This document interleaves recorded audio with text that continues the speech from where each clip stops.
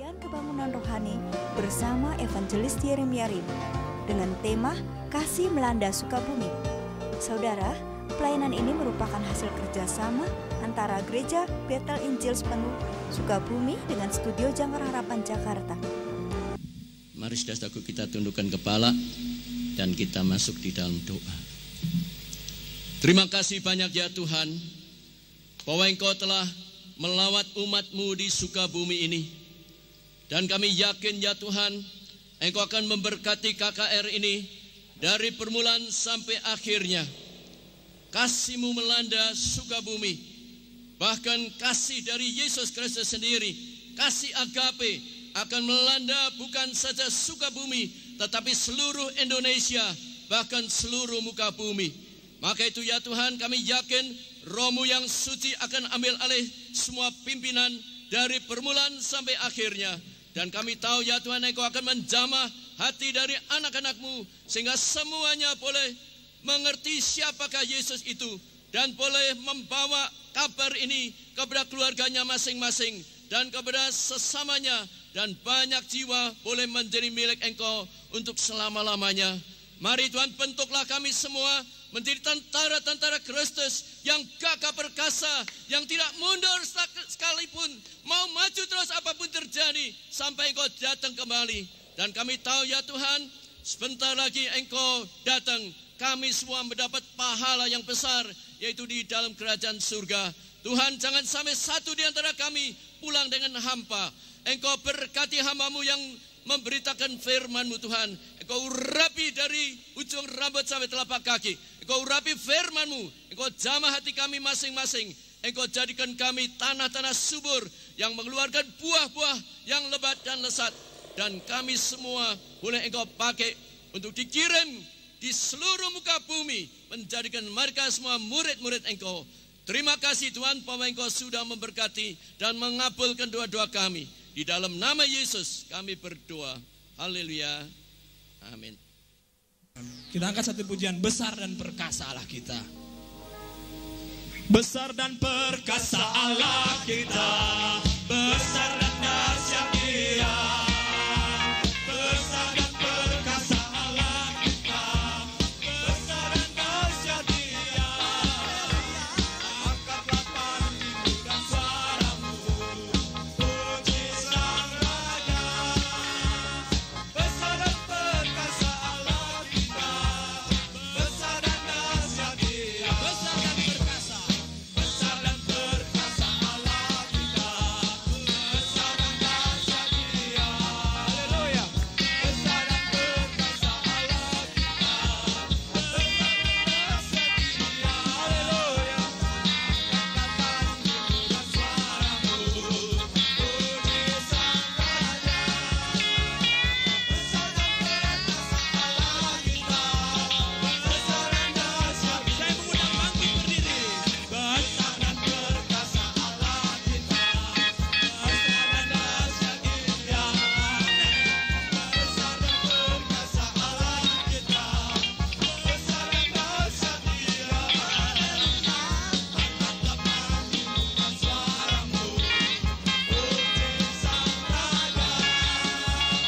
Besar dan perkasa Allah kita, besar dan dahsyat. Besar dan perkasa, besar dan perkasa Allah kita, besar dan dahsyat Dia. Haleluya. Besar dan perkasa Allah kita, besar dan dahsyat Dia. Angkatlah panggilmu dan suaramu, puji Sang Raja. Besar dan perkasa Allah kita, besar dan dahsyat Dia. Oh, haleluya. Saya mengundang hamba Tuhan Bapak Yeremia Rim untuk naik di atas mimbar, dan saya minta Pendeta Yoas untuk membuka di dalam doa.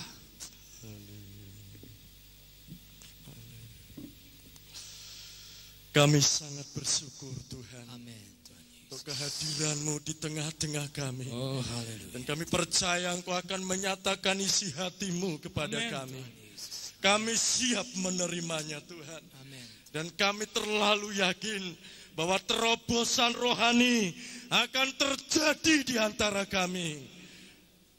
Dan kami pulang membawa berkat yang besar, kepuasan yang dari Engkau. Dan kasih-Mu akan melanda kami semuanya. Terima kasih Tuhan, Engkau mengurapi kami semuanya. Dan urapi hamba-Mu secara khusus, urapan dari tempat yang maha tinggi, itu mengalir untuk hamba-Mu. Dan hamba-Mu akan menyampaikan isi hati-Mu Tuhan. Terima kasih, kami siap menerimanya dengan hati yang terbuka. Di dalam nama Tuhan Yesus Kristus kami berdoa. Haleluya. Amin. Puji Tuhan. Puji Tuhan. Sungguh senang sekali di kota ini yang sejuk udaranya. Bisa saya percaya tidak akan demikian keadaan rohani kita yang terus sejuk. Karena roh Allah dan kasih Allah dalam diri kita, kita akan terbakar menyala-nyala bagi Tuhan. Kita akan buka Alkitab kita pada sore hari ini di dalam Injil Lukas.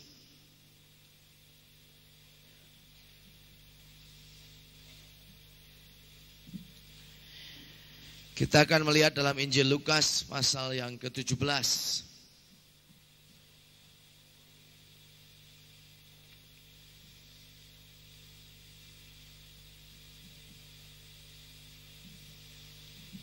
Saya akan bacakan mulai dengan ayat yang ke-11. Lukas pasal yang ke-17 ayat yang ke-11. Demikian bunyinya. Dalam perjalanannya ke Yerusalem, Yesus menyusur perbatasan Samaria dan Galilea. Ketika ia memasuki suatu desa, datanglah 10 orang kusta menemui dia. Mereka tinggal berdiri agak jauh dan berteriak, "Yesus, Guru, kasihanilah kami." Lalu ia memandang mereka dan berkata, "Pergilah dan perlihatkanlah dirimu kepada imam." Dan sementara mereka di tengah jalan, mereka menjadi tahir. Seorang dari mereka ketika melihat bahwa ia telah sembuh, kembali sambil memuliakan Allah dengan suara nyaring. Lalu tersungkur di depan kaki Yesus dan mengucap syukur kepadanya. Orang itu adalah seorang Samaria. Lalu Yesus berkata, "Bukankah ke-10 orang tadi semuanya telah menjadi tahir? Di manakah yang 9 orang itu? Tidak adakah di antara mereka yang kembali untuk memuliakan Allah selain daripada orang asing ini?" Lalu ia berkata kepada orang itu, "Berdirilah dan pergilah, imanmu telah menyelamatkan engkau." Puji Tuhan. Saya ingin ajak saudara doa sekali lagi. Minta Tuhan mengurapi kita supaya kita bisa mengerti firman-Nya. Bapa, kami bersyukur buat waktu yang indah ini. Kuasai hati dan pikiran kami. Kuasai hati dan pikiran hamba-Mu. Layakkan dan kuduskan dengan darah-Mu. Biarlah bukan bibir dan lidahnya yang berbicara atau pikirannya sendiri, tapi biarlah Allah yang berbicara melalui kuasa Roh Kudus-Nya. Kami sadar Engkau di tengah-tengah kami ya Tuhan. Kami siap mendengarkannya dalam nama Yesus. Amin. Puji Tuhan, saudara-saudara. Kita lihat di sini bagaimana Yesus menyatakan kasih-Nya yang luar biasa. Kita sedang adakan 2 malam ini dengan judul Kasih Melanda Sukabumi.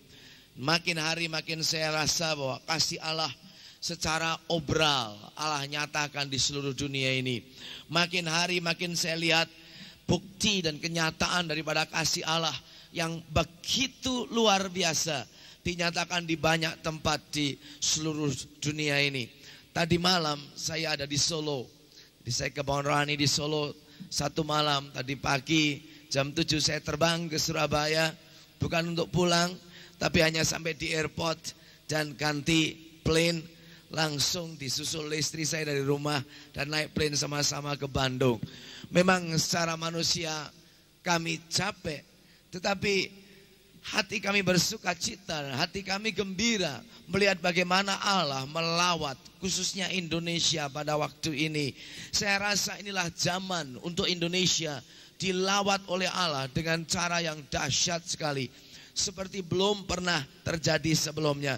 Dan saya takut kalau waktu Allah melawat ini, banyak orang Kristen yang tidak sadar, tidak tahu bahwa saat di mana Allah melawat, sehingga pada waktu Allah sudah lewat, baru mereka siuman, baru mereka sadar, tetapi sudah ketinggalan zaman. Itu sebabnya di saat Allah sedang melawat negara kita ini, perlu sekali setiap orang Kristen membuka hatinya, membuka dirinya, membuka rohnya, dan mengizinkan Allah bekerja dengan ajaibnya. Karena tidak selamanya akan terjadi demikian. Akan terjadi di mana Allah sudah melewati gerakannya di negara kita ini, dan kita tidak bisa mencicipi waktu Allah lewat. Puji Tuhan, kita baru saja membaca satu firman Allah yang indah sekali. Dikatakan di sini dalam perjalanannya ke Yerusalem, Yesus menyusur perbatasan Samaria dan Galilea. Nah, kita lihat di situ kenapa Yesus sengaja lewat perbatasan antara Samaria dan Galilea dalam perjalanannya menuju ke Yerusalem. Karena dia tahu di dalam rohnya, dia tahu oleh karena pimpinan Allah Bapanya, kalau dia lewat di perbatasan tersebut, dia akan menemukan orang-orang di situ yang sangat menderita dan membutuhkan pertolongan. Saya ingin beritahu, kemanapun Yesus pergi, selalu dia pergi untuk menunjukkan kasihnya, menunjukkan perbuatannya yang ajaib, menunjukkan kuasanya kepada setiap orang yang dijumpainya. Di dalam Alkitab dikatakan dia berkeliling dari kota dan kota, dari desa dan desa, untuk melakukan perbuatan yang baik dan mengusir setan serta kelemahan tubuh dan penyakit. Itulah Yesus Kristus yang dari Nazaret, anak Allah yang hidup, Tuhan yang kita sembah. Dia selalu keliling dari kota ke kota, dari desa ke desa untuk berbuat baik. Saya ingin bacakan itu ayat di dalam kitab Kisah Para Rasul pasal yang ke-10. Saya ingin setiap saudara benar-benar mengenal siapakah Yesus yang kita puja, yang kita sembah dan kita layani. Kisah Rasul 10 ayat yang ke-38.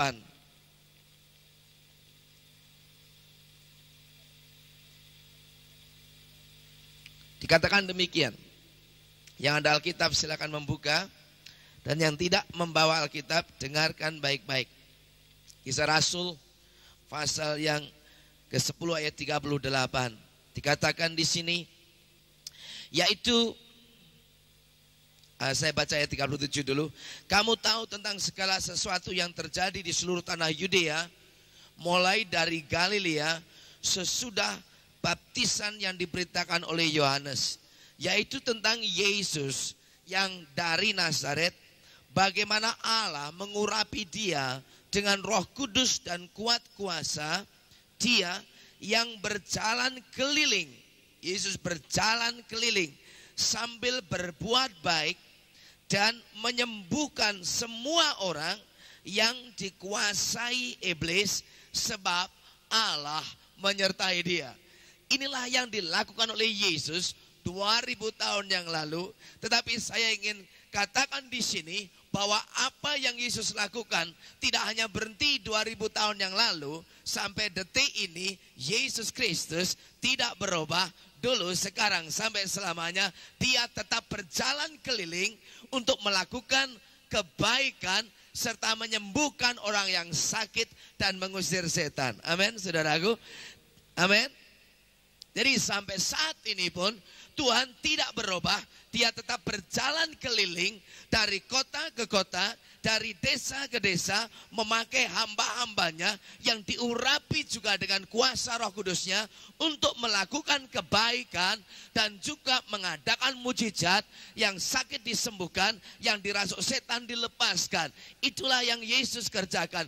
Dia memang sudah tidak ada di bumi ini secara tubuh, dia telah terangkat ke surga, tetapi rohnya telah dicurahkan dan diberikan kepada orang yang percaya kepada dia, setiap kita, dan kitalah merupakan Yesus-Yesus berikutnya, Yesus-Yesus kecil, pengikut-pengikut Kristus yang berkeliling kemanapun kita pergi dengan pengurapan Roh Kudus, melakukan yang baik, mengusir setan dan menyembuhkan yang sakit. Amin.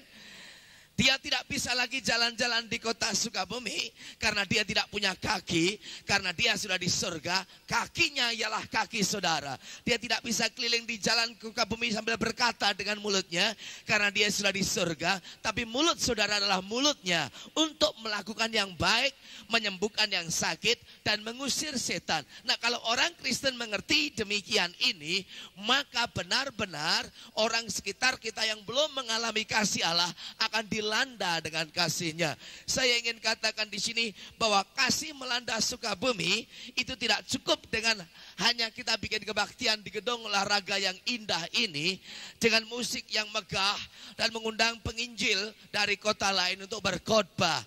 Mungkin itu bisa menolong sedikit, tapi kalau kita benar-benar ingin bahwa kota Sukabumi ini dilanda oleh kasih Allah di dalam Yesus Kristus, maka setiap orang yang percaya Yesus di kota ini harus terus berdoa untuk dipenuhi dengan Roh Kudus, diurapi dengan kuasa Allah, dan juga mau keluar dari rumahnya, berjalan keliling di kota ini, mengunjungi jiwa-jiwa yang merana, yang sakit, yang menderita, dan mengerjakan hal yang baik, serta mendoakan yang sakit dan mengusir setan.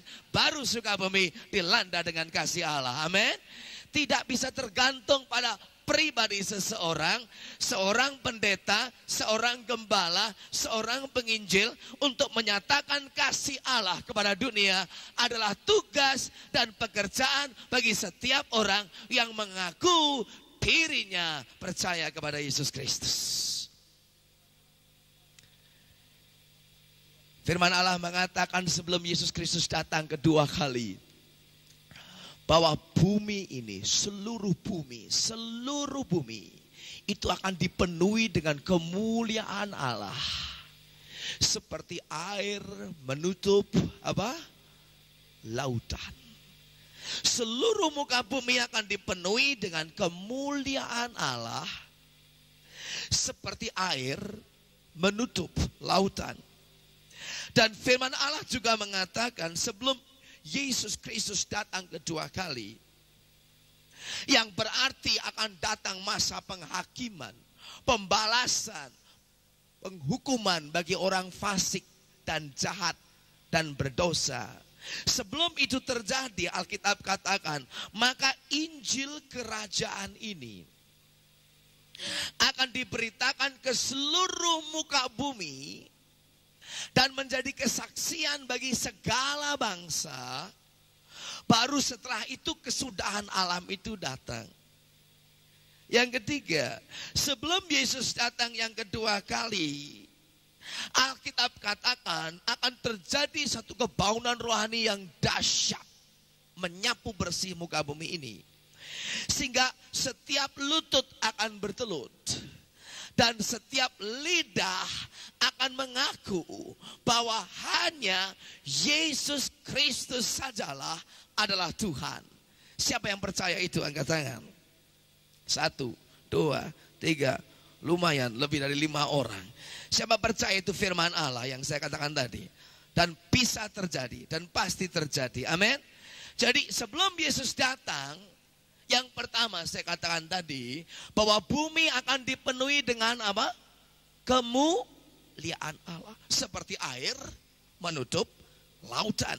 Saya ingin beritahu bahwa bumi ini tidak akan dipenuhi dengan kejahatan terus-menerus seperti yang kita lihat sekarang. Bumi tidak akan dipenuhi dengan kebencian terus-menerus, penderitaan seperti yang kita lihat sekarang. Bumi tidak akan dipenuhi dengan dosa, kenajisan, percabulan, dan kebejatan moral seperti kita lihat sekarang. Alkitab kita mengatakan dalam kitab Sefanya bahwa Allah akan menyapu bersih bumi ini, dan segala kejahatan, kenajisan, penderitaan, kebejatan akan disapu bersih dan diganti dengan kemuliaan Allah menutupi bumi ini seperti air menutup lautan. Amin, saudara. Yang kita baca selama ini di koran, kita dengar di radio, dan kita lihat di televisi, rasanya sukar untuk mempercayai firman Allah tersebut, bahwa bumi pada akhirnya benar-benar akan penuh dengan kesucian dan kemuliaan, benar-benar akan penuh dengan kebenaran Allah. Rasanya sulit untuk percaya, tapi saya ingin katakan, saya tidak mau percaya dengan apa yang saya lihat, saya tidak mau percaya dengan apa yang saya dengar, saya tidak mau percaya apa yang saya tahu, tapi saya percaya apa yang Alkitab katakan. Itu ya dan amin. Firman Allah tidak bisa gagal, dan Allah tidak bisa dusta, dan apa yang kelihatan saat ini akan dirubah kalau Roh Allah bekerja pada akhir zaman ini. Amin. Nah, hal ini tidak bisa terjadi. 3 hal tadi: kemuliaan Allah menutupi bumi, Injil kerajaan diberitakan ke seluruh dunia menjadi kesaksian bagi segala bangsa, setiap lutut akan bertelut dan setiap lidah akan mengaku bahwa Yesus Kristus Tuhan. Itu tidak bisa terjadi hanya tergantung kepada para penginjil, para pendeta, para gembala, para hamba-hamba Tuhan saja yang harus terlibat di dalam pelayanan. Tetapi ini akan bisa terjadi, dengar, ini akan menjadi kenyataan kalau setiap orang percaya, setiap orang Kristen, setiap pengikut Kristus, setiap anggota gereja mau memberikan dirinya, memberikan waktunya, memberikan tenaganya, memberikan uangnya, memberikan doa-doanya, dan seluruhnya untuk melayani Tuhan, diurapi dengan Roh Kudus, dan pergi menyaksikan cinta Yesus Kristus. Amin, saudaraku. Pekerjaan ini terlalu besar bagi seorang penginjil, seorang pendeta, seorang gembala. Tetapi membutuhkan keterlibatan seluruh anak Tuhan untuk mulai berperan aktif, berpartisipasi, ikut serta dalam gerakan Allah pada akhir zaman ini. Saya sedih karena selama ini banyak orang Kristen kena penyakit satu macam virus yang merusak orang-orang Kristen di gereja. Yang kena virus bukan hanya orang yang homoseks kena virus AIDS saja. Yang kena virus bukan hanya diskit komputer yang sekarang pada kena virus sehingga diskitnya rusak semuanya, terhapus datanya. Yang kena virus bukan hanya itu, tapi banyak orang-orang Kristen di gereja juga kena virus dari iblis. Dan virus ini saya beri nama virus apatisme. Apatisme artinya acuh tak acuh. Banyak sekali orang Kristen yang bersikap acuh tak acuh, masa bodoh, pasif, tidak mau tahu, tidak terlibat, berdiam diri, alias nganggur di dalam gereja. Dari minggu ke minggu dia datang ke gereja punya karunia khusus, yaitu karunianya memanasi bangku gereja. Saudaraku, duduk sudah panas tinggal pulang, duduk sudah panas tinggal pulang. Itu karunia tidak terdapat dalam Alkitab, saudaraku. Karunia panasi bangku gereja. Tapi sedihnya banyak sekali orang Kristen di gereja-gereja yang tidak terlibat dalam pekerjaan Tuhan. Dia hanya duduk sebagai penonton dan dianggap pelayanan di mimbar semacam tonil. Orang Jawa Timur bilang semacam ludruk, semacam teater, semacam drama, dan semua hanya menonton dengan pasif. Kadang-kadang dia menganggukkan kepala, amin. Kadang-kadang haleluya, amin. Saking nikmatnya.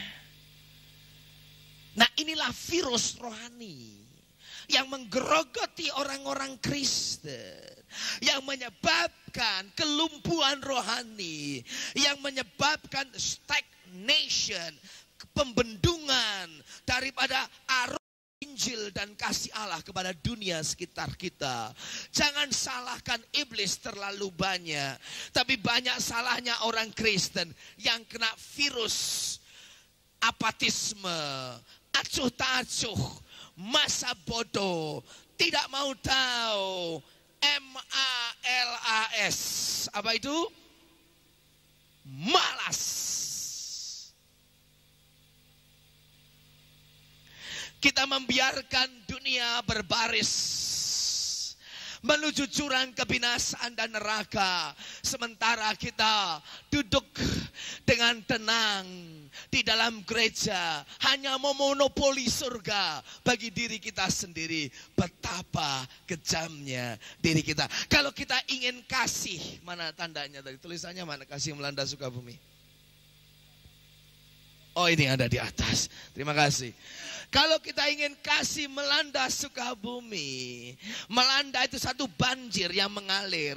Itu tidak bisa dialirkan dari mana-mana, hanya bisa mengalir kalau setiap anak Tuhan tidak membendung air yang hidup yang mengalir dari dalam dirinya, yaitu kasih Allah. Diizinkan mengalir, baru Sukabumi akan dilanda oleh Tuhan. 2 hari ini saya hanya datang untuk mengingatkan saudara bahwa di dalam dirimu juga ada kasih yang sama yang saya miliki. Di dalam dirimu ada Yesus yang sama yang saya miliki. Dalam dirimu juga ada kuasa yang sama yang saya miliki. Dalam dirimu juga ada urapan yang sama yang saya miliki. Asal kita mau mengalirkan saja, maka tidak lama lagi Sukabumi akan dilanda oleh kasih Allah. Amin, saudara.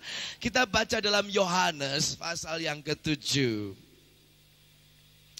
Yohanes pasal yang ke-7.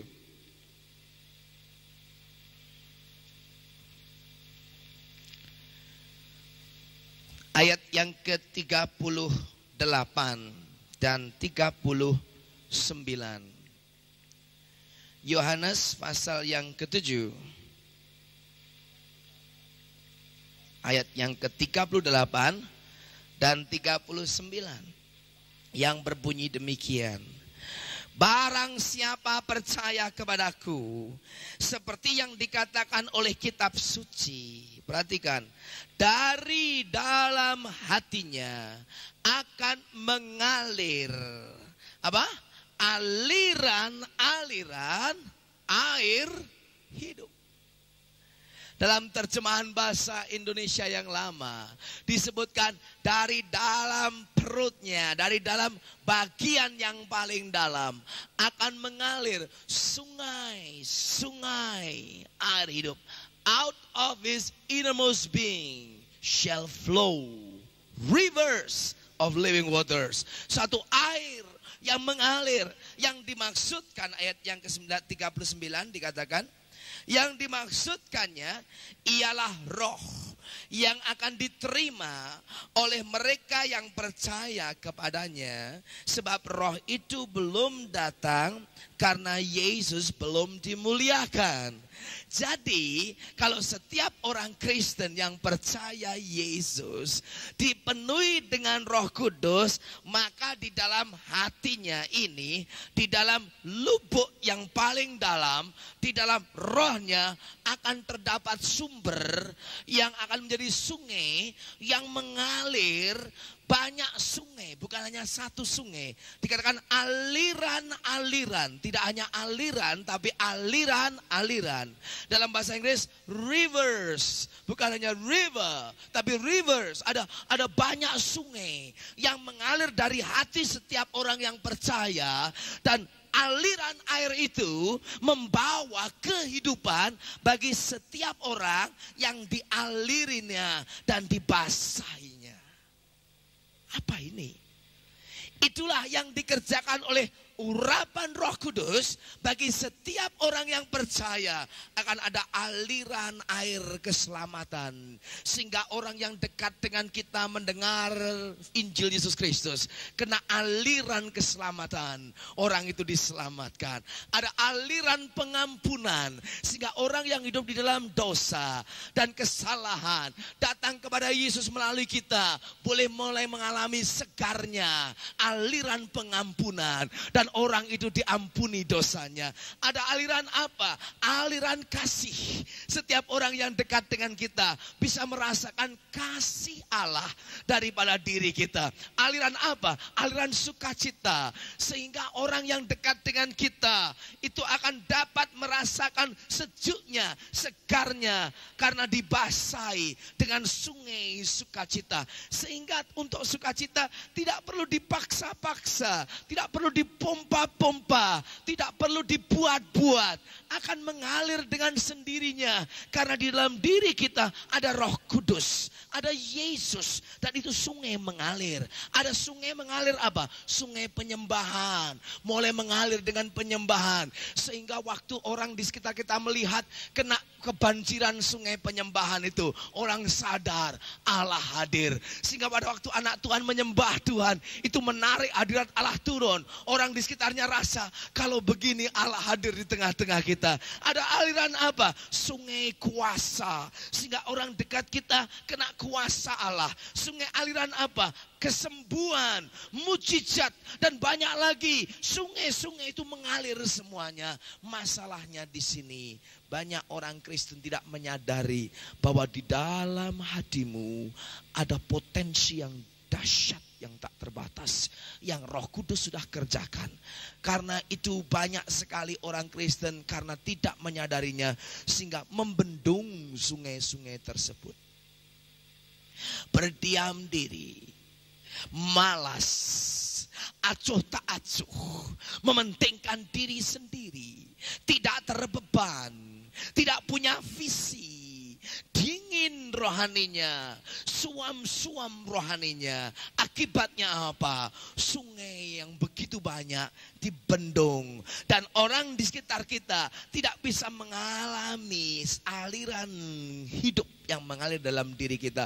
Nah, kalau kita ingin Sukabumi dilanda dengan kasih Allah, bukan hanya tugas saya yang datang dari Surabaya ke Sukabumi, tapi tugas kita bersama sebagai anak-anak Tuhan untuk tidak lagi membendung sungai yang hidup itu. Tapi malam hari ini dengan palu godam firman Allah, kita akan hancurkan bendungan tersebut. Kita akan jebol bendungan tersebut supaya air kehidupan boleh mengalir dalam hati kita, sehingga banyak orang diselamatkan oleh Tuhan. Kalau percaya, teriak haleluya dan tepuk tangan bagi Tuhan Yesus. Haleluya, haleluya. Ini yang Tuhan inginkan. Saya ingin beritahu saudaraku, kebangunan rohani yang sesungguhnya bukan hanya karena gedung yang besar, bukan hanya karena pengkhotbah yang besar, bukan hanya oleh karena perbelanjaan uang yang besar jumlahnya. Bukan itu, tapi kebangunan rohani hanya bisa terjadi. Dengar baik-baik di sini. Banyak orang Kristen punya konsep yang salah tentang kebangunan rohani. Berpikiran salah tentang kebangunan rohani. Mereka pikir kebangunan rohani ialah menyewa gedung besar, mengundang pendeta besar, penyanyi besar, mengeluarkan uang yang besar. Dia bilang itu kebangunan rohani. Bukan. Itu bukan kebangunan rohani. Itu hanya bagian dari kebaktian raksasa yang mungkin juga merupakan kebangunan rohani. Tapi kebangunan rohani yang sesungguhnya, dengar, semua mata lihat sini. Kebangunan rohani yang sesungguhnya yaitu jikalau setiap orang percaya Yesus Kristus, setiap orang Kristen mulai dibangkitkan hatinya dan tidak lagi memikir kepentingannya dirinya sendiri, sadar akan kebutuhan orang di sekitarnya, dan mulai melangkah bertindak dan menyalurkan kasih Allah kepada orang lain. Itulah kebangunan rohani. Amin. Kalau setiap anak Tuhan berperan aktif, menjadi pengikut serta, berpartisipasi, terlibat sepenuhnya, itu baru kebangunan rohani. Saya berani katakan di sini bahwa di Surabaya memang sedang terjadi kebangunan rohani yang luar biasa di kota itu. Gereja besar-besar di sana. Ada gereja anggota 10.000, 15.000, 6.000, 2.000. Gereja penuh-penuh, persetujuan doa banyak sekali. Hampir tiap hari ada acara. Dan yang paling indah dari semuanya, kenapa di Surabaya banyak sekali orang bertobat saat ini? Para mahasiswa, pelajar, kaum ibu, bapak-bapak, pedagang-pedagang, pengusaha-pengusaha, kaum profesi, para dokter, para insinyur, pada datang bertobat kepada Allah. Apa karena banyaknya penginjil? Memang di Surabaya banyak penginjil, tetapi bukan mereka yang bikin kebangunan rohani. Saya ingin beritahu kenapa terjadi kebangunan rohani dan pertobatan massal di Surabaya. Perhatikan, karena di Surabaya saat ini banyak sekali anak-anak Tuhan yang sering disebut kaum awam. Bukan pendeta, bukan penginjil, tapi anak-anak Tuhan. Ibu rumah tangga, tukang jahit, penjual di pasar, penjual di toko, pekerja di kantor, para insinyur, para dokter. Semua mereka bergerak, menginjil, memberitakan, menylayani, menyelamatkan jiwa-jiwa. Itu sebabnya terjadi gerakan Roh Allah yang dahsyat sekali. Saya kemarin waktu menunggu plane terlambat untuk terbang ke Solo, baru di tempat situ saja sudah berapa anak Tuhan lewat kepada saya, dan yang dibicarakan tentang Yesus terus. Mereka ini pengusaha-pengusaha. Satu orang datang sama saya, "Hei Pak Yeremia," saya tidak kenal sama dia, tapi mereka sering ikut KKR, sering lihat saya, dan mereka datang, "Pak Yeremia," saya bilang, "Mau kemana?" "Mau ke Hong Kong." Mau ke Hong Kong, ajak temannya yang belum Kristen. Ini loh Pak Yeremia, dia ini belum Kristen, tapi tidak apa-apa, dalam perjalanan ini saya akan beritahu terus tentang Yesus. Jadi sambil bisnis, sambil pergi ke Hong Kong, mengajak temannya, terus nginjil terus. Hati saya bersuka cita. Saya katakan ini namanya kebangunan rohani. Di airport orang bicara Tuhan Yesus, di restoran orang bicara tentang Yesus, di taksi orang bicara tentang Yesus, di bis kota orang bicara tentang Yesus, di rumah orang bicara tentang Yesus. Dimanapun, topik yang paling hit, yang paling top, yang paling utama ialah Yesus Kristus. Itulah kebangunan rohani. Amin, saudara. Bahkan beberapa usahawan, kaum bisnis di Surabaya, kalau dia lagi cari klien atau lagi cari objek atau kontrak, biasanya setelah rundingan perdagangan selesai, teken kontrak, yang anak Tuhan selalu berkata, "Bapak sudah ke gereja belum?"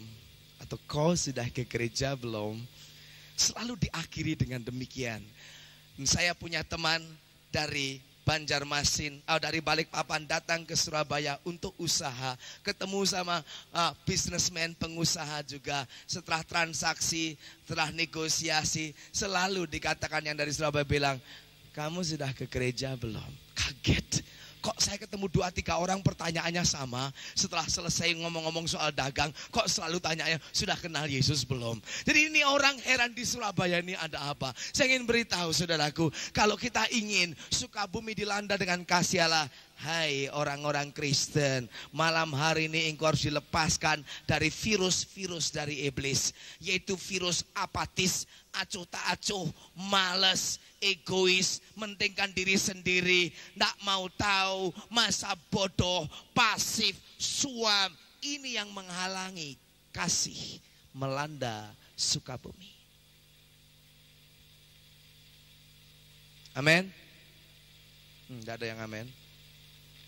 Amin. 2 orang. Amin. Tambah 3, 5 orang cuma. Itu sebabnya malam hari ini yang perlu dibangunkan rohaninya yaitu orang-orang Kristen di kota ini. Untuk sadar akan panggilannya, untuk tahu akan rencana Allah, untuk mengenal mengapa kita jadi Kristen. Kenapa Yesus selamatkan diri saudara, bukan hanya sekedar untuk membawa saudara ke surga saja. Saya tahu kita percaya Yesus, tidak usah khawatir kita pasti masuk surga. Tetapi tujuannya tidak hanya itu. Nah, dengar ini baik-baik. Kalau seandainya Yesus datang ke dunia mati disalib dan memanggil saudara bertobat, tujuannya hanya untuk supaya bisa ke surga.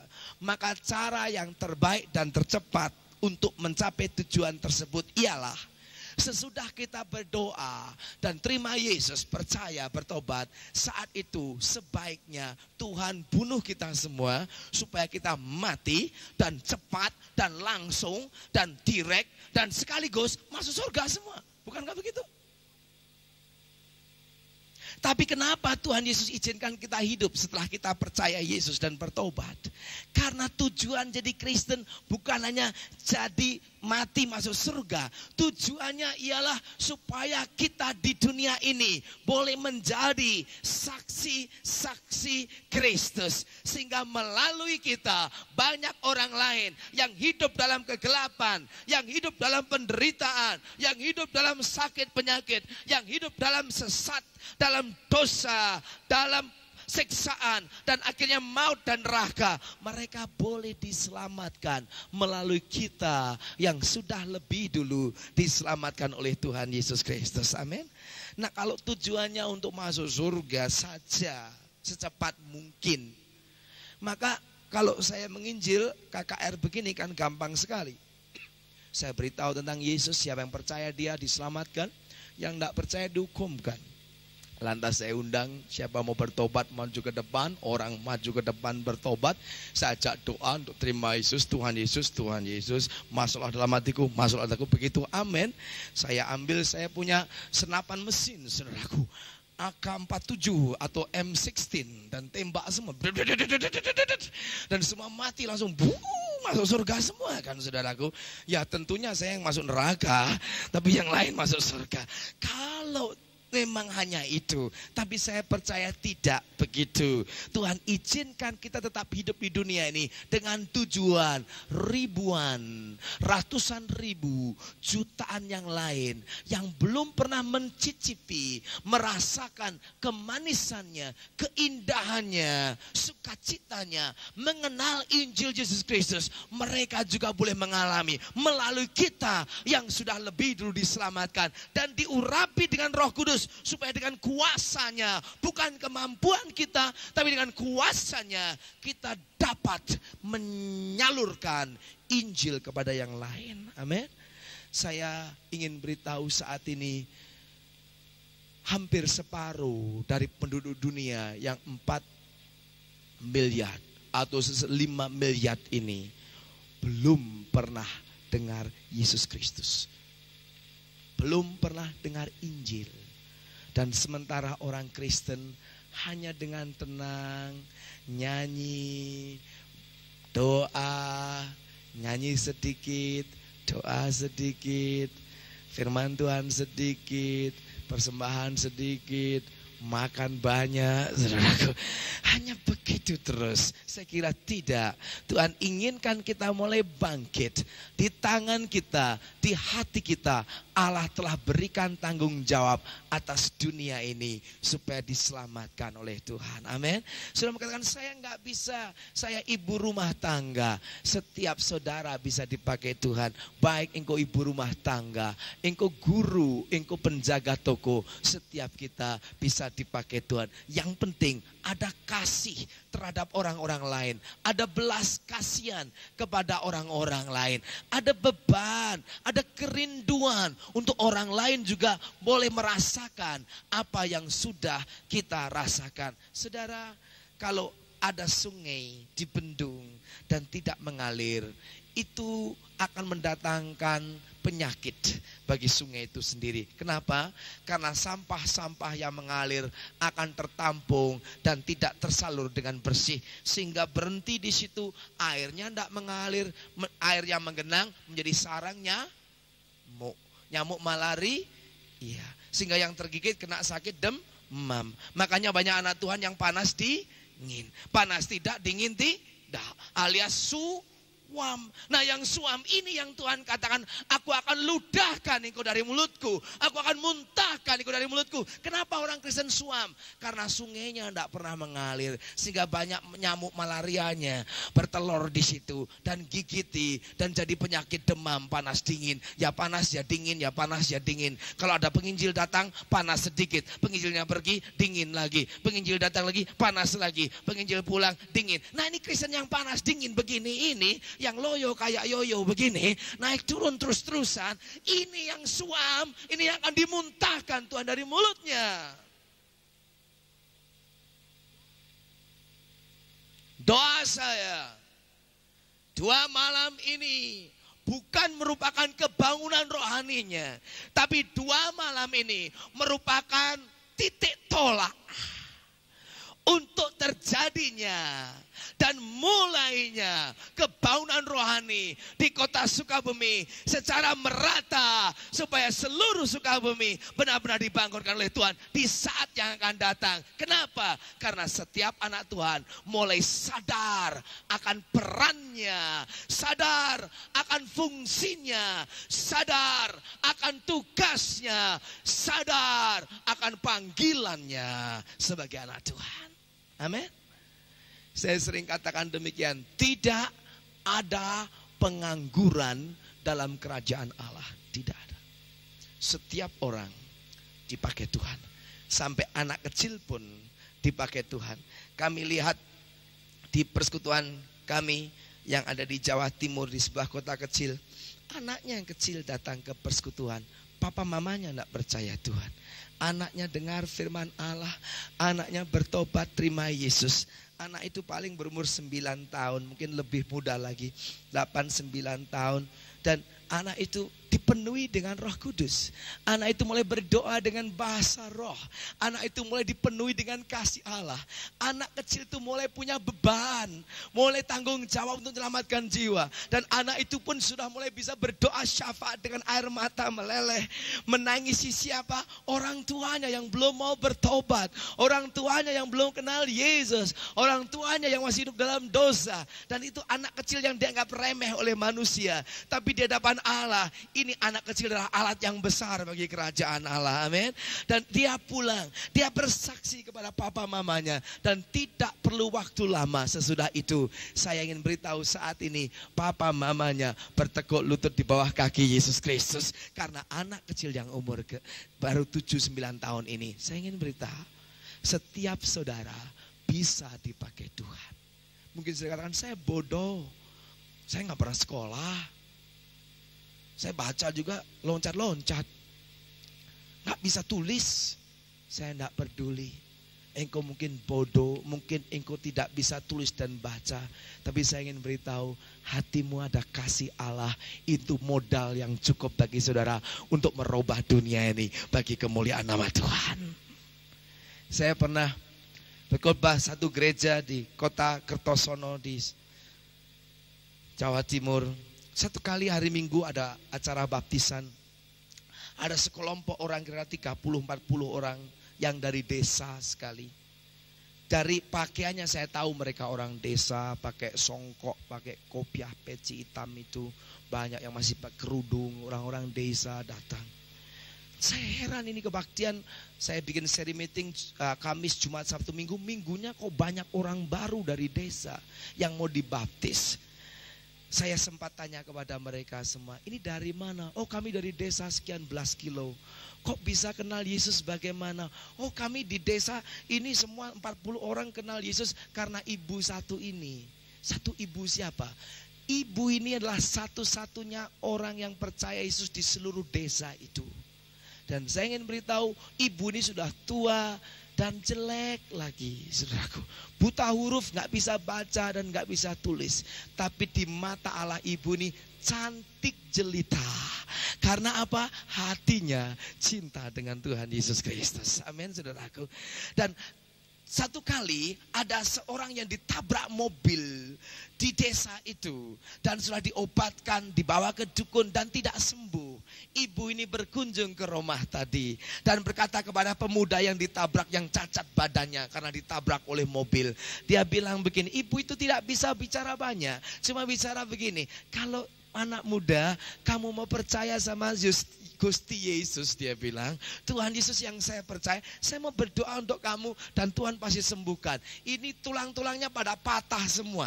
Didoakan, saudaraku. Dalam waktu 3 hari, pemuda itu berdiri di atas kakinya dan mengalami kesembuhan total. Dan sejak saat itu, di desa itu setiap ada orang sakit, yang dipanggil ibu ini. Ibu yang buta huruf, tapi hatinya cinta Tuhan.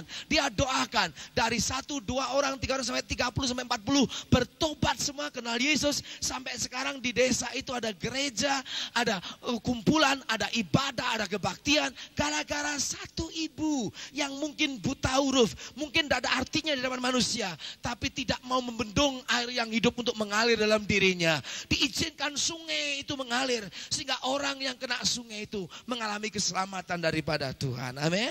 Wajahnya jelek secara manusia, tapi di hadapan Allah wajahnya cantik, jelita, rupawan.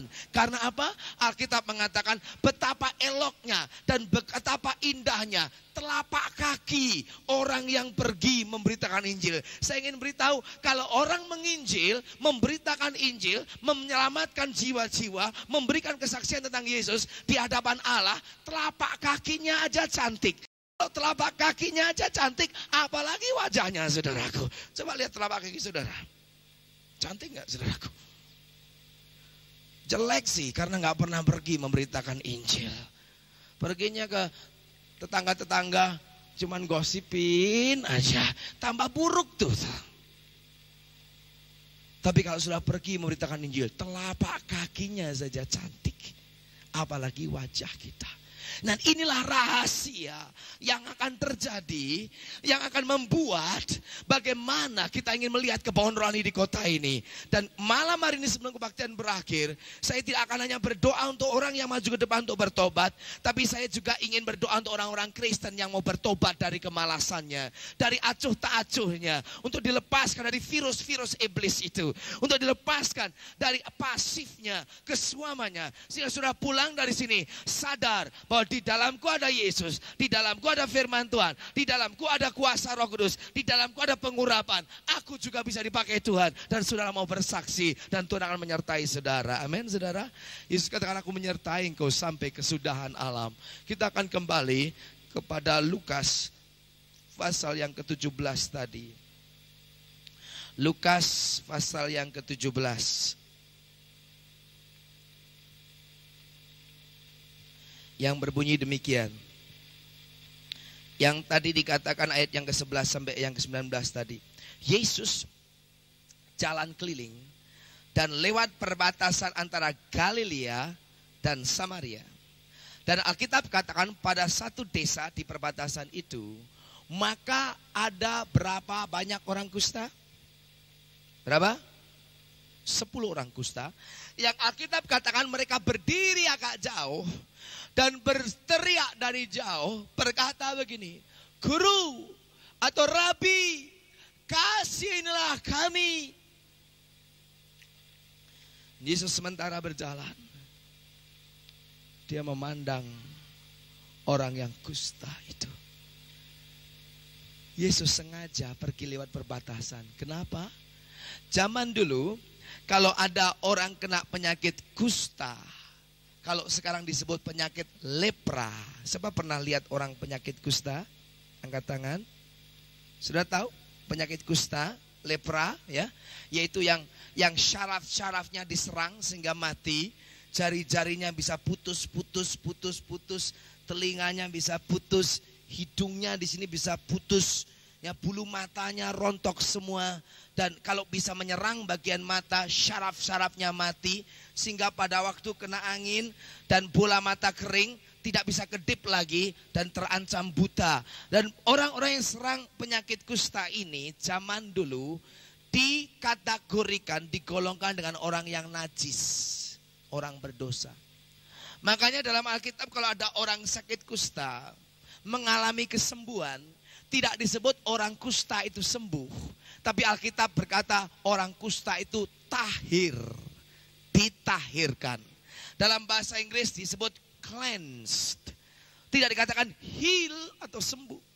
Lepers were healed, bukan, tapi the lepers were cleansed.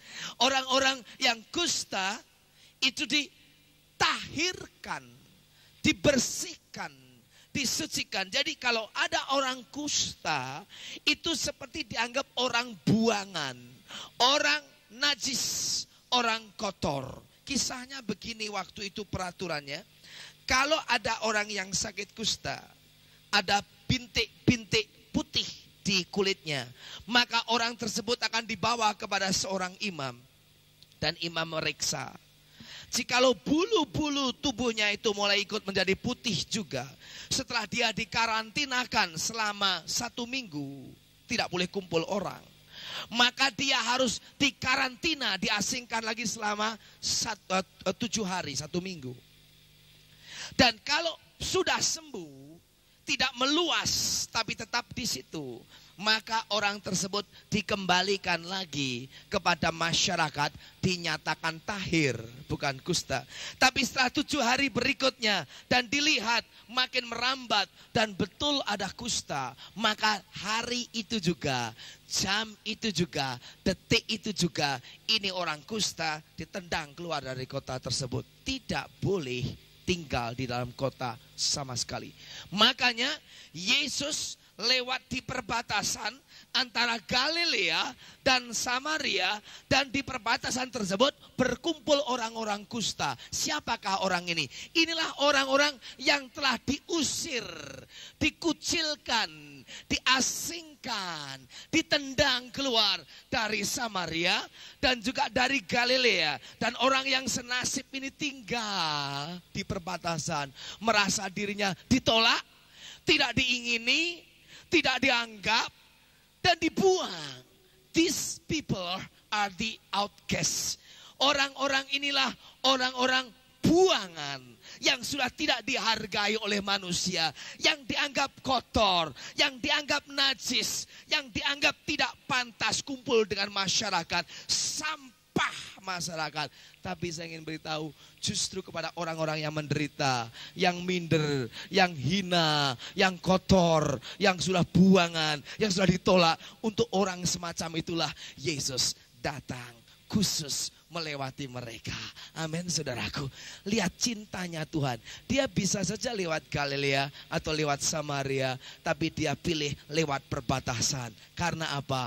Anak manusia datang untuk mencari orang yang berdosa dan orang yang sesat. Orang yang sehat tidak perlu dokter, tapi orang yang sakit perlu dokter. Orang yang merasa dirinya benar tidak butuh Tuhan, tapi orang yang berdosa, yang rusak, yang bejat, yang bobrok, itulah yang dicari oleh Tuhan. Amin, saudara.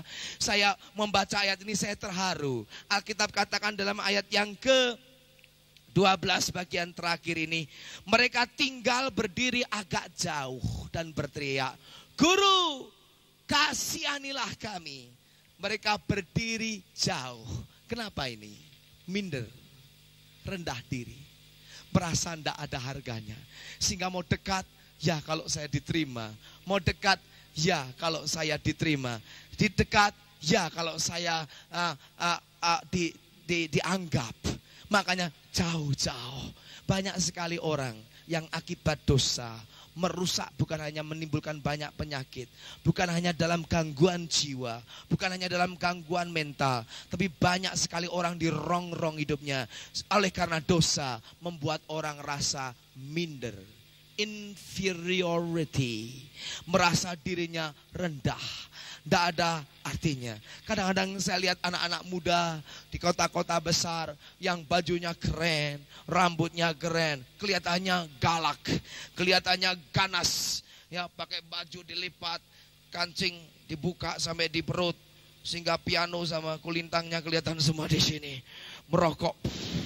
Ya, kelihatannya kejam. Tapi beberapa kali saya datangi mereka. Waktu saya jabat tangan dengan mereka, saya lihat matanya, saya senyum sejabat tangan. Banyak dari mereka tidak bisa lihat mata saya. Saya tunduk. Padahal kelihatannya kekar, kelihatannya gagah, kelihatannya yang rusak, yang bejat, yang bobrok. Itulah yang dicari oleh Tuhan. Amin, saudara.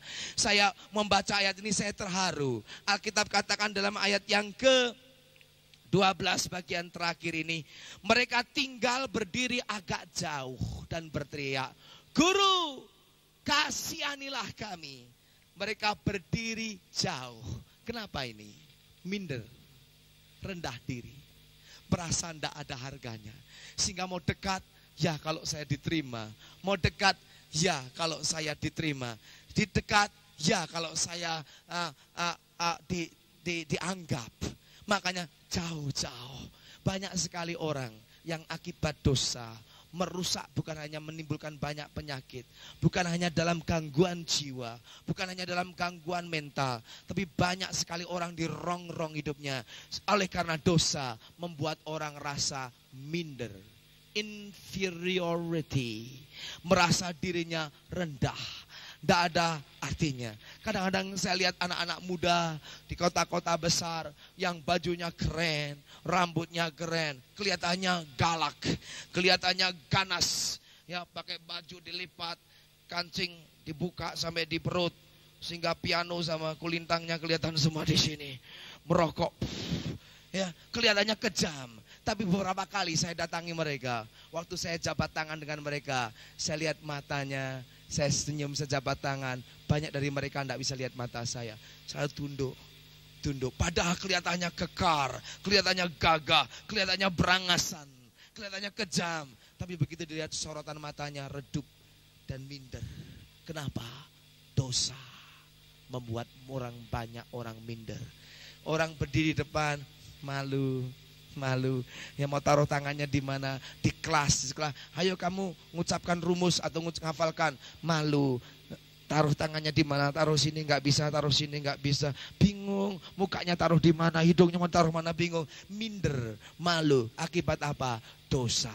Saya ingin beritahu, dosa membuat manusia minder, hilang derajatnya. Waktu Adam dan Hawa berbuat dosa, Alkitab katakan, maka manusia tahu bahwa dirinya telanjang dan malu, lari ke semak dan bikin pakaian dari daun. Sebelum itu tidak ada manusia malu meskipun telanjang, karena ditutup dengan pakaian kemuliaan Allah. Malu hanya datang kepada manusia saat dosa telah masuk dalam diri manusia. Rasa minder, rasa rendah diri. Banyak di antara kita diinggapi demikian. Kerjaan tidak bisa bagus, usaha tidak bisa bagus, belajar tidak bisa konsentrasi. Karena apa? Rasa minder. Dan banyak yang gak laku menikah gara-gara rasa minder ini, saudaraku. Ini penderitaan yang luar biasa. Tapi justru orang-orang yang semacam ini yang Yesus kunjungi, Yesus perhatikan. Dan jikalau orang-orang yang tertindas, Alkitab katakan dalam Mazmur 34, orang-orang yang tertekan seperti ini menjerit dan berseru kepada Allah, maka Allah mendengarnya dan menyelamatkannya dari segala kesesaannya. Ini orang kusta mulai berteriak, "Guru, kasihanilah kami." Dan ayat 13, ayat 14 dikatakan, lalu ia memandang mereka. Padahal Yesus cuma jalan di perbatasan. Begitu kedengaran dari jauh sana teriakan, "Guru, kasihanilah kami." Alkitab katakan maka ia memandang mereka. Saya ingin beritahu saudaraku, tidak peduli tempatmu di mana. Engkau boleh di puncak gunung, engkau boleh di dasar jurang yang paling dalam.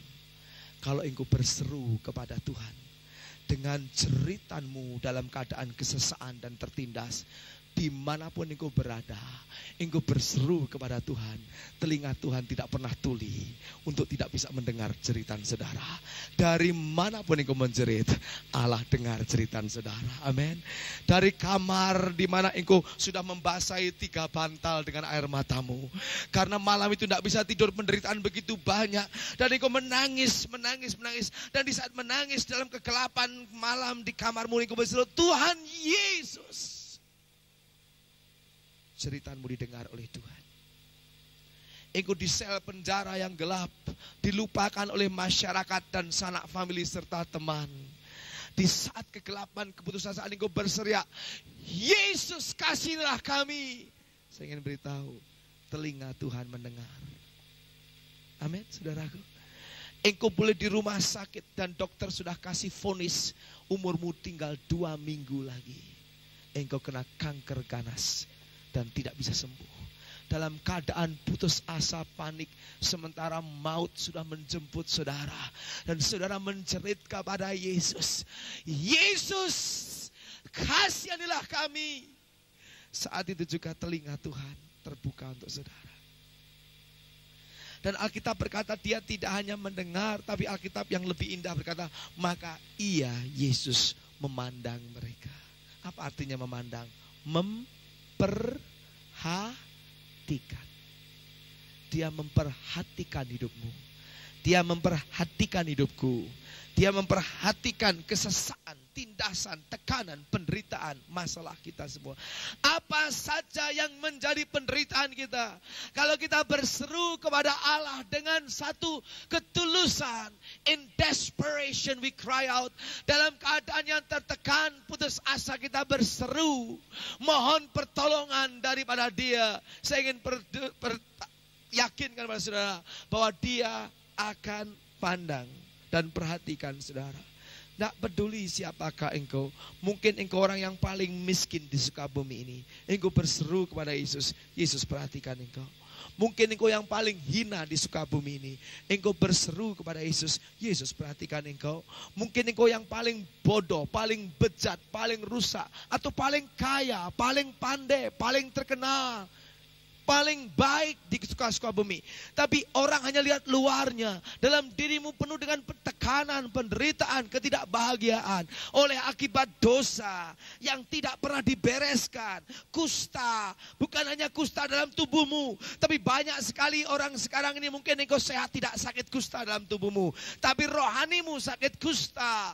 Sakit kenajisan di dalam dosamu. Tapi namun demikian engkau berseru kepada Allah. Dia dengar dan dia perhatikan saudara. Sebenarnya sakit kusta ini yang diserang apa? Dengar. Yang diserang itu sarafnya. Saraf perasanya. Sehingga saraf perasanya mati. Setelah saraf perasanya mati, maka orang tidur terus ketindih begini nggak sakit, atau jarinya ketinggalan. Bangun pagi, gua punya jempol ketinggalan di lantai. Mau diambil dipasang-pasang nggak bisa lagi. Tapi gue nggak rasa sakit. Kenapa? Perasaannya tumpul. Yang diserang syarafnya. Saya ingin beritahu. Mungkin tidur malam-malam ketindih. Tahu bangun pagi telinganya ketinggalan di lantai. Gue punya kuping ada di sini. Mau dipasang-pasang nggak bisa. Kenapa?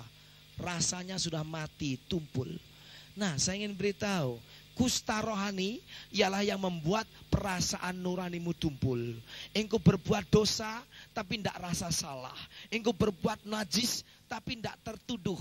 Engkau berbuat jahat tapi nuranimu sudah tumpul. Alkitab mengatakan yang hatinya sudah diselar dengan besi panas. Konsiennya sudah mati. Hati nuraninya sudah beku, sudah membatu, sudah tumpul. Amsal Sulaiman berkata orang jahat berbuat dosa dan merasa aman, gak merasa tertuduh. Saudaraku, kalau engkau dengar firman Allah dan masih tertuduh, engkau bisa tersinggung, itu baik, berarti masih belum tumpul. Kalau engkau berbuat salah, masih gemetar, masih takut, masih khawatir, nah itu baik. Tapi kalau engkau berbuat dosa dan tidak rasa apa-apa, engkau sudah mengalami sakit kusta. Engkau berdusta, bohong, dan gemetaran, bang jantungmu, masih baik, belum kusta benar-benar. Tapi kalau kamu bohong kayak biasa aja, kayak makan kacang goreng aja bohongnya, itu sudah kena kusta kelas berat, stadium 15 itu saudaraku. Sudah parah sekali kustamu. Nah, saudara pergi ke supermarket, ke toko, jalan ambil pulpen, ambil pensil, pertama gemeteran, kedua gemeternya tinggal sedikit, ambil. Ketiga cuman sekali gemeternya, Keempat, sudah nggak gemeter sama sekali sambil jalan sambil ngambilin. Itu namanya sudah kusta, sudah kebal, bebal, dan tebal, saudaraku. Nah, orang demikian hanya dimeteraikan untuk kebinasaan.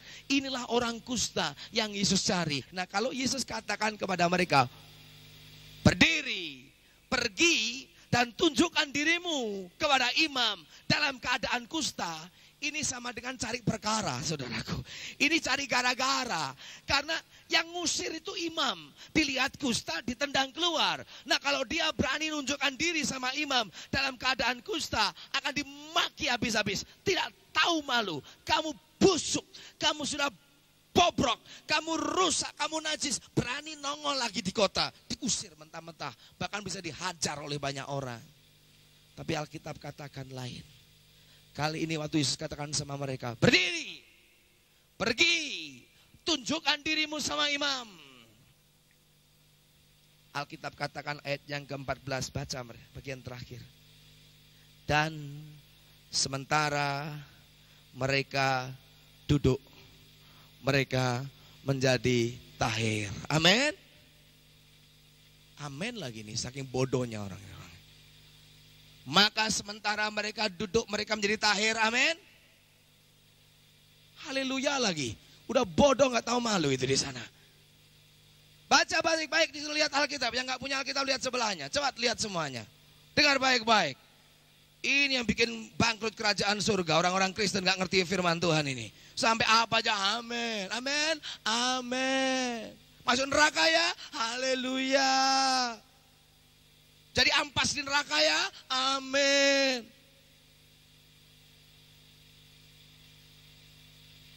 Ayat 14. Dan sementara mereka duduk-duduk, mereka menjadi tahir. Betul? Tidak. Apa Alkitab katakan di sini? Dan sementara mereka di mana?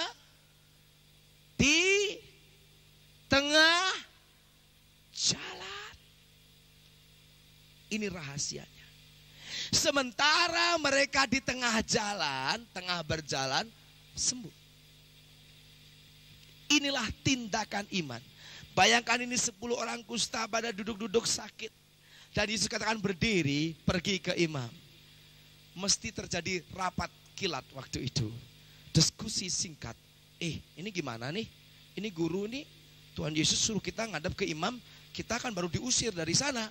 Kita lagi penyakitan begini. Mau nongol-nongol di situ ya Pak. Memangnya ditimpukin kita ntar. Kita bisa dilemparin batu. Ini gimana? Kamu aja deh yang pergi. Mungkin berunding di situ. Tapi yang satu mungkin berkata, tidak usah khawatir.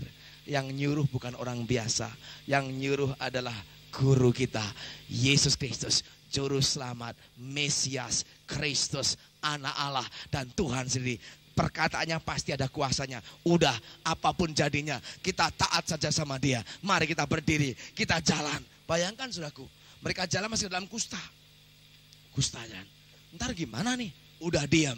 Yesus katakan pergi. Ntar kita dihukum lagi nanti. Bisa-bisa dipenjara. Sudah, jalan saja. Dan Alkitab katakan sementara mereka jalan, kiri kanan, jalan. Tahu-tahu, gua sembuh nih. Satu bilang, gua juga sembuh. Saya sembuh. Oh, senang lompat-lompat sembuh. Yang 9 lari lupa. Yang 1 kembali sama Yesus. Lari. Sungkur nyembah. Terima kasih Tuhan. Puji Tuhan. Haleluya. Sama Yesus heran. Bukankah tadi 10 orang dan semua sembuh? Mana yang 9? Kenapa cuma orang asing yang 1 orang Samaria ini saja yang kembali? Yang 9 orang kemana? Saudaraku, sering kali kita seperti yang 9 orang ini. Mungkin setelah mereka lihat sembuh, saking senangnya, terus pikirnya sudah badannya bagus lagi, mulai laku lagi, mulai jalan ke night club, saudaraku. Atau jalan ke bar, jalan kemana. Gak tahu berterima kasih sama Tuhan. Banyak orang cuma datang sama Tuhan, minta pertolongan. Tuhan sudah tolong, lupa segala-galanya. Mungkin orang itu sudah sembuh dari kustanya, tapi masuk neraka. Karena gak pernah kembali berlutut di hadapan Yesus Kristus. Mungkin banyak di antara saudara yang sudah banyak ditolong Tuhan. Penyakitmu pernah disembuhkan. Engkau pernah ditolong Tuhan dalam ekonomimu. Tapi kalau kamu tidak pernah kembali kepada Allah, tidak pernah bersujud dalam Dia, tidak pernah mengucap syukur kepada Dia, tidak pernah menjadi saksi bagi Dia, maka engkau tetap binasa dalam dosamu. Meskipun sudah mengalami mujizat sekalipun. Saya sering KKR, saya sering kebun rohani, saya sering lihat banyak mujizat terjadi. Segala macam, orang lumpuh berjalan, orang tuli mendengar, mati sebelah Tuhan sembuhkan. Tapi kadang-kadang sedih, banyak orang hanya ingin kesembuhannya, tapi tidak mau kembali kepada Tuhan, bersujud, meninggalkan hidup yang lama, dan mengucap syukur menjadi saksinya. Kecuali yang satu ini, Tuhan dikatakan firman dia itu orang Samaria. Nah, orang Samaria sudah kusta, itu sudah cukup jelek. Samaria double jeleknya. Dulu kalau nama Samaria itu dianggap orang buangan. Orang Yahudi itu first class, orang Samaria itu second class, kelas kambing. Karena mereka ini campuran, gak dianggap. Saudaraku, sudah orang kusta, Samaria lagi. Sampai Yesus katakan, mana yang lain kecuali orang asing ini. Jadi ini orang the outcast of the outcast. Orang yang terbuang dari yang terbuang. Tapi justru orang yang merasa hutangnya banyak, setelah dilunaskan oleh Tuhan Yesus, justru orang ini akan membalas lebih banyak bagi Tuhan. Tapi orang yang merasa dirinya tidak punya apa-apa, biasanya sukar melayani Tuhan. Saya ingin beritahu, dosa saya banyak sekali. Kenajisan, kejahatan saya banyak. Hujatan saya kepada Allah terlalu banyak. Waktu Tuhan selamatkan saya mempunyai hutang besar kepada Allah. Itu sebabnya sejak umur 17 tahun, saya berikan diri saya sepenuhnya kepada Allah untuk bayar hutang saya kepada Allah yang terlalu besar. Saya melayani Tuhan bukan untuk terkenal, bukan untuk dipuji, bukan untuk cari kekayaan. Meskipun itu semuanya Allah berikan kepada saya akhirnya. Tapi sejak permulaan sampai detik ini, saya melayani Tuhan hanya dengan satu maksud. Karena saya punya hutang banyak daripada Allah. Saya yang berdosa, saya yang najis, saya yang kotor, yang harusnya binasa, mati di api belerang dan neraka dan lautan ke maut. Saya harus mati di situ, tapi Tuhan cinta sama saya dengan mati di salib menanggung hukuman saya. Saya ditebus, diangkat jadi anaknya. Saya katakan, Tuhan, terlalu baik Engkau Tuhan. Itu sebabnya aku berikan diriku kepadamu. Umpama enggak dikasih upah, saya enggak terkenal, saya enggak diberkati, bahkan tidak ada mahkota sekalipun, saya akan tetap layani Tuhan. Karena Dia punya kebaikan dan kasih terlalu besar, membuat saya berutang. Dan karena Dia satu-satunya Yesus yang Allah, Dia yang layak untuk menerima penyerahan hidup saya. Yang lain tidak layak kecuali Tuhan. Makanya saya berikan diri saya sepenuhnya kepada Dia. Umur 17 tahun saya sudah mulai berkhotbah.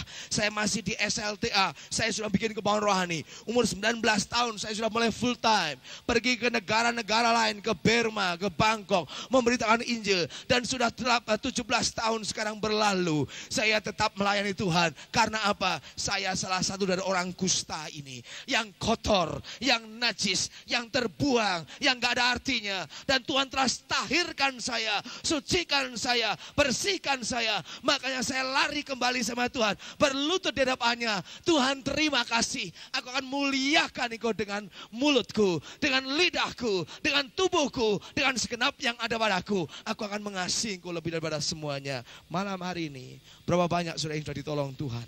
Dan berapa daripada saudara yang berani memberikan dirimu kepada Allah untuk sekarang membalas cinta kasih Tuhan, membayar hutang saudara kepada Allah, dan mau dipakai Tuhan, mau melayani Tuhan. Malam hari ini banyak di antara saudara yang kena penyakit lebih dahsyat daripada penyakit kusta, yaitu penyakit dosa. Penyakit kusta cuman mati tubuh, tapi penyakit dosa mati jiwa, roh, dan tubuh saudara. Karena upah dosa itu maut. Tapi ada berita baik bagi saudara. Saudara tidak perlu mati dalam dosamu. Saudara tidak perlu mati dalam mautmu. Saudara bisa diselamatkan malam hari ini. Kalau saudara dalam keputusasaan, dalam penderitaan, dalam dikejar dan dipenjara dosa, menjerit minta ampun, ya Guru, Yesus kasihanilah kami. Saya jamin malam hari ini Tuhan dengar saudara. Dan mata Tuhan memandang saudara. Dan firman-Nya diberikan saudara untuk menyembuhkan, melepaskan, menyucikan, menguduskan, memperbaharui. Dan barang siapa yang percaya Dia dan menerima Yesus di dalam hidupnya akan diberi hak menjadi anak Allah. Maka hidup yang lama sudah lenyap dan yang baru sudah terbit dan akan menjadi pewaris kerajaan surga. Mari kita berdoa, saudaraku. Yesus. Kita berdoa sungguh-sungguh. Semua hargai hadirat Allah. Jangan ada yang bicara, jangan ada yang jalan-jalan. Semua tinggal di tempat saudara dengan hormat akan Dia saat ini. Dia hadir di sini. Bapa dalam surga, kami bersyukur buat kehadiran-Mu di tengah-tengah kami. Dan Engkau memandang kami sampai ke dasar hati kami. Engkau melihat segala kejahatan, dosa, kenajisan yang ada dalam diri kami. Tapi juga Engkau melihat penderitaan, siksaan, jeritan hidup kami. Engkau juga melihat pelanggaran yang kami lakukan. Tapi mata-Mu juga melihat kebutuhan-kebutuhan kami yang kami rindukan, yang kami mohon Tuhan penuhi. Tuhan Yesus, kasih-Mu tidak berubah. Engkau yang mengasihi 10 orang kusta itu. Engkau juga mengasihi kami di Sukabumi yang berdosa ini. Dan Engkau tidak ingin seorang pun binasa di neraka. Tapi Engkau ingin setiap kami diselamatkan. Setiap kami diberi pengampunan. Setiap kami dilepaskan, disembuhkan. Dan diangkat menjadi anak Allah, menjadi pewaris kerajaan Allah. Bapa dalam surga, hamba berdoa bagi setiap kami yang hadir malam hari ini.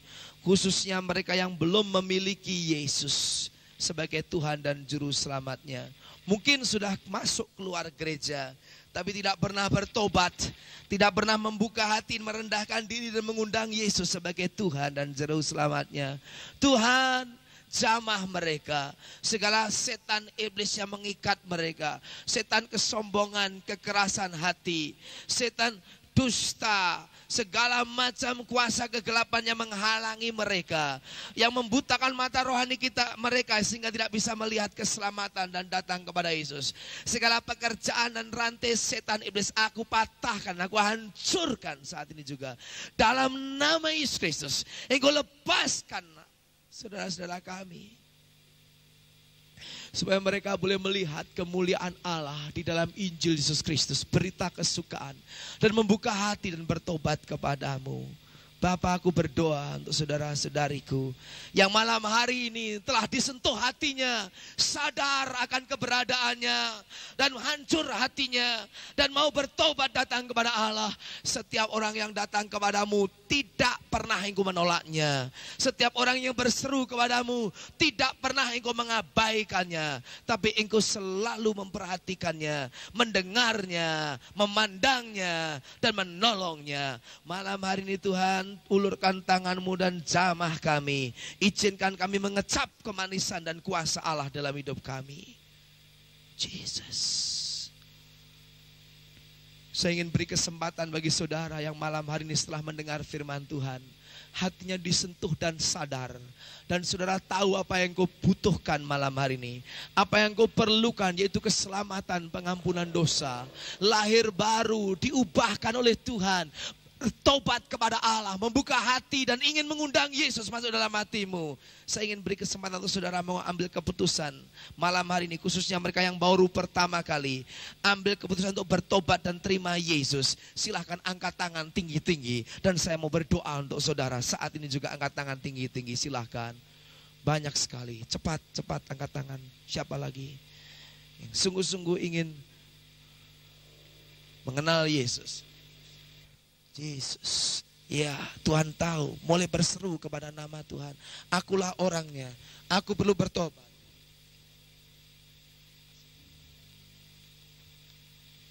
Yesus, silakan bangkit berdiri. Yang sudah angkat tangan silakan bangkit berdiri. Kaulah Tuhanku. Cepat Sahabat yang lain yang ingin bertobat cepat berdiri. Yang sudah angkat tangan cepat berdiri saat ini.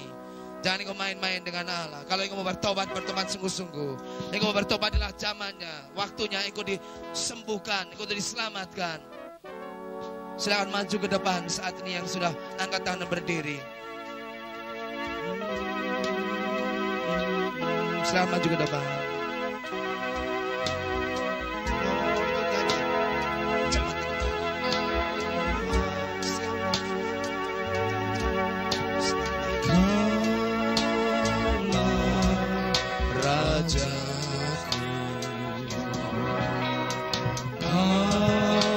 Cepat maju ke depan. Lari maju ke depan. Saya mau bertobat, saya mau terima Yesus. Saya tidak ingin sudah ikut-ikutan, tapi sudah ingin bertobat, ingin berbarui Tuhan. Lari, lompat dari tempat dudukmu. Saya ingin berbarui malam hari ini. Sembah Kau Tuhan, ku sembah Kau Tuhan, ku puji, ku muliakan nama-Mu. Ku sembah Kau Tuhan, ku sembah Kau Tuhan, ku puji, ku muliakan nama-Mu.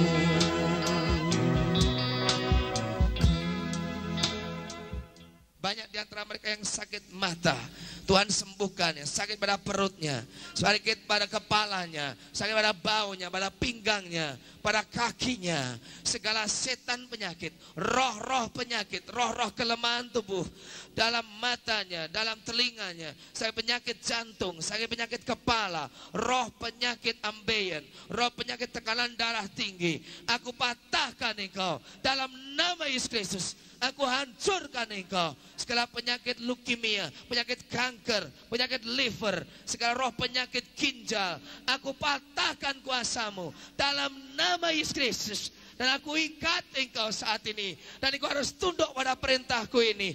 Dalam nama Yesus Kristus, Anak Allah yang hidup, aku perintahkan engkau roh penyakit untuk pergi, keluar, dan tinggalkan tubuh ini. Dan jangan kembali lagi. Dalam nama Yesus Kristus, angkat kakimu dan tinggalkan. Yesus, dan dalam nama Yesus Kristus, saya perintahkan semua penyakit pergi. Dan oleh sebab bilur Yesus Kristus, engkau semua sudah disembuhkan. Haleluya, tepuk tangan buat Tuhan Yesus. Haleluya, tepuk tangan yang meriah. Semua teriak haleluya. Haleluya, teriak haleluya, tepuk tangan. Haleluya. Dalam nama Yesus, dalam nama Yesus ada kemenangan. Tetap di sini. Dalam nyanyi dan semangat. Dalam nama Yesus iblis dikalahkan. Dalam nama Tuhan Yesus siapa dapat melawan. Dalam nama Tuhan Yesus ada kemenangan. Dengar. Siapa yang tadi sakit, dengar baik-baik. Dan percaya untuk Tuhan sembuhkan. Dan setelah berdoa sudah mengalami kesembuhan. Coba diperiksa tubuhmu, periksa dulu semua. Yang tadinya kakinya nggak bisa bergerak, digerakkan. Yang pinggangnya sakit, digerakkan. Yang kepalanya sakit, digerakkan. Dan saya ingin tanya, siapa yang sudah mengalami kesembuhan di jamah Tuhan dan mengalami langsung kesembuhan? Angkat tangan tinggi-tinggi, jadi saksi bagi Tuhan. Angkat tangan tinggi-tinggi. Haleluya. Yang sudah mengalami kesembuhan. Puji Tuhan, puji Tuhan, puji Tuhan. Siapa lagi di belakang, di sana, di sana. Haleluya. Tepuk tangan buat Tuhan Yesus. Haleluya. Haleluya. Hei kamu anak muda yang bagian sound system, sakit apa kamu? Keras. Sakit liver. Gimana kamu tahu sembuh? Betul? Tidak bohong. Tuhan yang sembuhkan engkau. Haleluya. Haleluya. Om di belakang sana. Ya om yang angkat tangan. Sakit apa om? Apa sakit apa itu? Kakinya ya. Ma. Kenapa sakit ma? Banyak khawatir. Tuhan sudah sembuhkan. Tuhan sudah sembuhkan. Haleluya. Tepuk tangan buat Tuhan Yesus. Haleluya. Siapa lagi? Yang ibu yang disembuhkan di sini tadi siapa yang sudah sembuh? Yang sudah sembuh tadi siapa? Angkat tangan. Sakit apa ibu? Kaki. Kakinya kenapa? Rematik. Linu-linu. Coba diangkat saat ini. Diangkat begini. Diangkat. Coba diangkat. Angkat satu. Ya, terus baris begini. Haleluya, Dua. haleluya. Coba tante lompat begini. Haleluya. Enggak sembuh. haleluya. Lagi. Lompat yang tinggi Haleluya. lagi. Dalam nama Yesus, lompat lagi. Haleluya. Haleluya. Haleluya. Haleluya. Dalam nama Yesus, dalam nama Yesus ada kemenangan. Dalam nama Yesus, dalam nama Yesus. Haleluya. Puji Dia. Dalam nama Tuhan Yesus, siapa dapat melawan? Dalam nama Tuhan Yesus ada kemenangan. Sementara nyanyi pun saudara sudah mengalami kesembuhan daripada Tuhan. Amin. Ada kuasa dalam pujian. Amin. Saat saudara menyanyi, itu iblis pergi dan sudah mengalami kesembuhan daripada Tuhan. Siapa lagi yang sudah disembuhkan Tuhan? Angkat tangan. Cepat-cepat yang disembuhkan Tuhan, angkat tangan. Amin. Amin. Tante sakit apa tante? Kaki lagi. Kenapa? Kurang berjalan mengabarkan Injil. Hah? Mulai berani berjalan besuk orang sakit tante? Mau? Mau? Puji Tuhan. Orang sakit mau? Coba kakinya diangkat. Lompat seperti saya begini. Haleluya. Tepuk tangan buat Tuhan Yesus. Haleluya. Kamu anak muda sakit apa? Hah? Sesak nafas. Kenapa? Karena kurang berdoa kamu. Hah? Itu nafas rohanimu. Harus banyak bernafas dalam roh. Berdoa. Amin. Sekarang coba diambil nafas yang panjang. Tangan begini. Amin. Sekarang sudah longgar, sudah sembuh. Betul? Siapa yang menyembuhkan? Siapa yang menyembuhkan? Tuhan Yesus. Amin. Tepuk tangan buat Tuhan Yesus. Nyanyi sekali lagi, lebih semangat. Rematik pergi, penyakit kanker pergi, semua pergi, dan kesembuhan dari Tuhan milik saudara. Haleluya. Dalam nama Yesus, dalam nama Yesus. Isi semua. Dalam nama Yesus, dalam Yesus, iblis dihalalkan. Oh, dalam nama Tuhan Yesus, siapa dapat melawan? Dalam nama Tuhan Yesus ada kemenangan. Angkat sapu tangan semua. Dalam nama Yesus, dalam nama Yesus ada kemenangan. Yes, dalam nama Yesus, dalam haleluya, iblis dikalahkan. Oh, dalam nama Tuhan Yesus, siapa dapat melawan?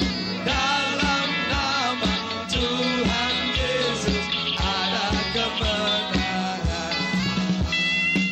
Yang sudah maju ke depan dicatat itu semua. Nama, alamat, serahkan sama pembimbing. Nanti didoakan, dikunjungi, mungkin dikirimi buku supaya ada kontak dengan saudara. Haleluya. Yesusku luar biasa. Yesusku luar biasa. Yesusku luar biasa. Yesusku nyanyikan dengan sekali. Kuasanya luar biasa. Kuasanya luar biasa. Kuasanya luar biasa. Kuasanya luar biasa. Kuasanya luar biasa. Kasihnya luar biasa. Kasihnya luar biasa. Kasihnya luar biasa. Kasihnya luar biasa. Kasihnya luar biasa. Amin. Jadi saudara sadar, keponakan rohani akan terjadi di Sukabumi ini. Amin. Amin. Itu akan terjadi kalau setiap saudara mengalirkan air yang hidup. Amin. Saudara berani bersaksi, Tuhan akan sertai saudara. Besok ajak yang lain. Tetangga-tetangga saudara yang menderita, yang sakit, yang putus asa, teman-temanmu, kenalanmu, ajak mereka datang. Mereka biar mengalami kasih Tuhan di jamah Tuhan. Tidak hanya saudara yang mengalami, tapi mereka juga akan mengalaminya. Amin. Mari kita mulai kerja buat Tuhan mulai saat ini. Waktunya sudah tinggal singkat. Tuhan ingin melawat dunia ini dengan kemauan rohani, dan itu tergantung kepada kita untuk melayani Dia. Amin. Dan nyanyikan firman-Nya luar biasa, dan Tuhan memberkati saudara. Saya serahkan ke selanjutnya oleh pimpinan acara. Firman-Nya luar biasa. Firman-Nya luar biasa. Firman-Nya luar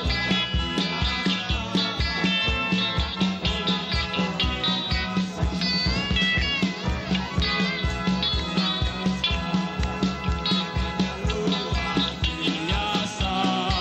Firman-Nya luar biasa. Firman-Nya luar. Amin.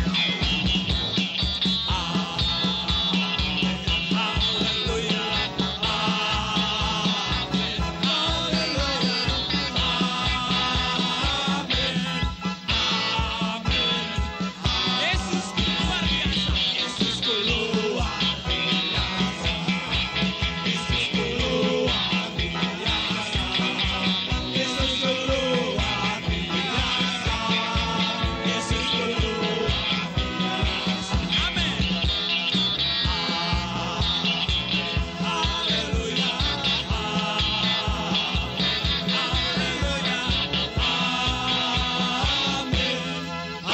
Amin.